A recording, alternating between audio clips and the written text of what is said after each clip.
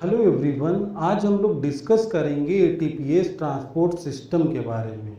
जैसा कि हम लोग जानते हैं कि एटीपीएस ट्रांसपोर्ट का मेन इम्पॉर्टेंट रोल जो है इलेक्ट्रिकल प्रॉपर्टी को मेंटेन करने में, और ये प्रोटॉन को पंप करते हैं सेल के inside to outside electrochemical gradient के अगेंस्ट।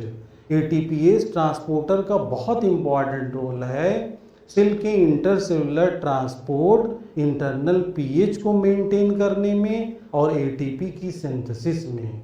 इस टॉपिक से सीएसआईआर नेट के एग्जाम में हर बार एक दो क्वेश्चन पूछे जाते हैं। बी पार्ट में तो आता ही ये क्वेश्चन, और सी पार्ट में 3-4 ट्रांसपोर्ट की मैचिंग से क्वेश्चन आते हैं कि वो टाइप के ट्रांसपोर्ट सिस्टम और उसके सामने मैच करना होता है ये किस ऑर्गेनल्स में पाए जाते हैं। और गेट के भी एग्जाम में एक दो ट्रांसपोर्टर इस टॉपिक से आ ही जाता है। ओके, अब हम लोग बात करते हैं डिफरेंट टाइप्स के एटीपीएस ट्रांसपोर्टर। सबसे पहला पी टाइप का ट्रांसपोर्टर है जो जनरली हर सेल में पाए जाते हैं। सोडियम पोटेशियम पंप इसका बेस्ट एग्जाम्पल है। प्लाज्मा मेम्ब्रेन में ये इलेक्ट्रिकल प्रॉपर्टी को मेंटेन करने में इसका बहुत इंपॉर्टेंट रोल है। Okay, they are phosphorylate during catalysis, और ये फास्फोराइलेट होते हैं ये ट्रांसपोर्टर, और ड्यूरिंग कैटालाइसिस ओके एटीपी की सिंथेसिस में भी इनका रोल होता है। दूसरी चीज, calcium ion ATPase in sarcoplasmic reticulum.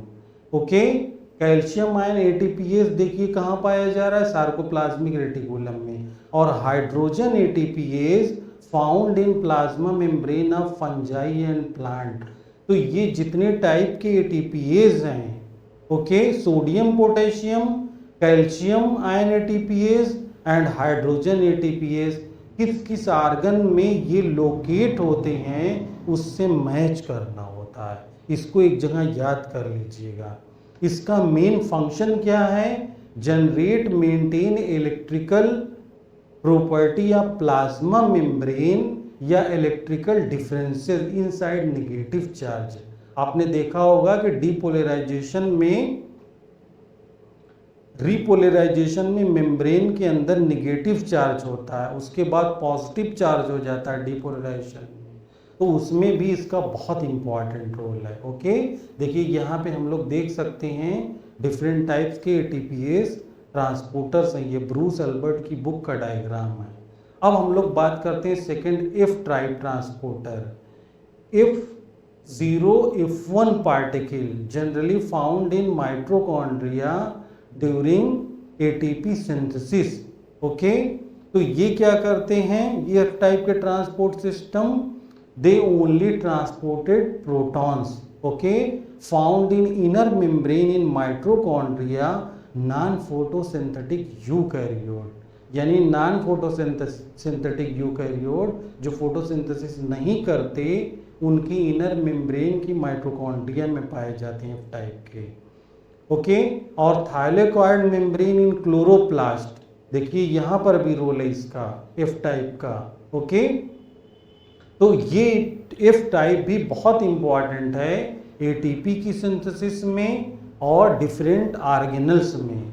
अब उसी से जुड़ा एक यहाँ पे और है बहुत famous, ABC transporter. ABC transporter बहुत फेमस है ड्रग रेजिस्टेंस में, एमडीआर रेजिस्टेंस ड्रग के केस में। तो ये found in Golgi complex, endoplasmic reticulum, mitochondria. ये आयन, शुगर और अलग लार्ज मॉलिक्यूल को ये ट्रांसपोर्ट करते हैं एबीसी ट्रांसपोर्टर। लेकिन इनमें म्यूटेशन होने से कभी कभी क्या होता है कि ड्रग को इनटेक नहीं करती सेल। कैंसरस सेल में ये चीज़ देखी गई थी कि एबीसी ट्रांसपोर्टर में म्यूटेशन होने से ड्रग काम नहीं कर रही थी, इफ्लक्स मैकेनिज्म में होती है, ड्रग आउटसाइड पंप कर देता है एबीसी ट्रांसपोर्टर। ओके, तो इससे भी क्वेश्चन कई बार सी पार्ट में पूछा गया है। इसको अच्छे से आप लोग रिवाइज कर लीजिएगा। लेनिंजर की बुक में इसकी डिटेल दी हुई है, एबीसी ट्रांसपोर्टर, उसका फंक्शन और सिग्निफिकेंस। ब्रूस अल्बर्ट की भी बुक में बहुत अच्छे से दिया हुआ है। ओके, अब हम लोग नेक्स्ट स्लाइड पर बात करते हैं V type transporter, vacuolar transporter यानी वैक्यूल के अंदर, जैसे इसमें क्या, these transporter found in vacuolar membrane in plant cell, endosome, lysosome cell in animal. Okay, तो यहाँ पर क्या है कि वैक्यूलर ट्रांसपोर्टर जो है एटीपीएस, ये एंडोसोम के अंदर पाए जाते हैं और लाइसोसोम के अंदर भी, इन एनिमल सेल्स में।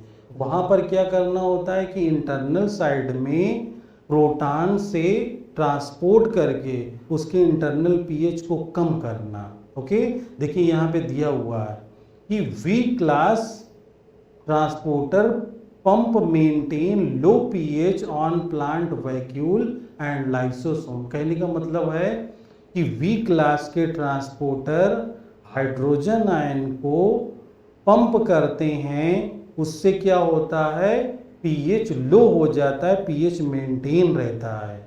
फंक्शन में flow of proton with ATP hydrolysis and synthesis. Okay, तो ये जितने टाइप के ट्रांसपोर्टर हैं सबको याद कर लीजिए, उसके ऑर्गेनल्स को और किस जगह वो पाए जाते हैं। इससे ज़रूर क्वेश्चन आएगा हर एग्ज़ाम में, इंडिया का जितना भी एग्ज़ाम है सेल बायोलॉजी से या ट्रांसपोर्ट सिस्टम से, इस टॉपिक से ज़रूर क्वेश्चन आता है।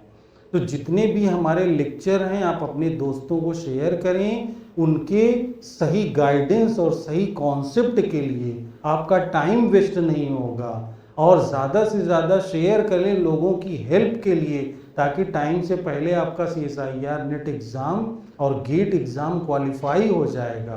टारगेट बेस्ड लर्निंग से टाइम वेस्ट नहीं होता और एग्ज़ाम 1 साल या 6 महीने में हम क्वालिफाई कर लेते हैं। ओके, तो आप हमारे चैनल को सब्सक्राइब करें, लाइक करें फॉर सस्टेनेबल डेवलपमेंट के लिए। Thank you.